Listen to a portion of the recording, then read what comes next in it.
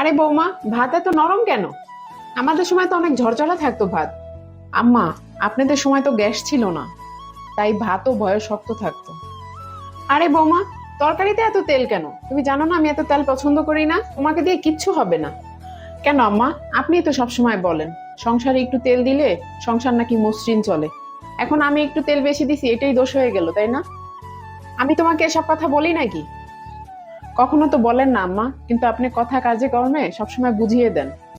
তোমাকে ভালো করে আগে রান্না শিখতে হবে, তারপরে তুমি রান্না করবা। এসব খাবার মুখে দেওয়া যায় নাকি? ধুর, খাবোই না। ঠিক আছে আম্মা, আপনি আমাকে শিখান, তবে আপনার ফোনটা আগে আমাকে দিয়েন। আমি একটু ইউটিউবটা চেক আরে করে নিই। তোমরা থামো থামো, তোমরা দুইজনেই আমাকে নিয়ে একটা কমিটি করো, তাহলে সংসারটা মনে হয় শান্ত থাকে। একদমই আম্মা, আপনার ছেলেটা ঠিক আপনার মতনই হয়েছে।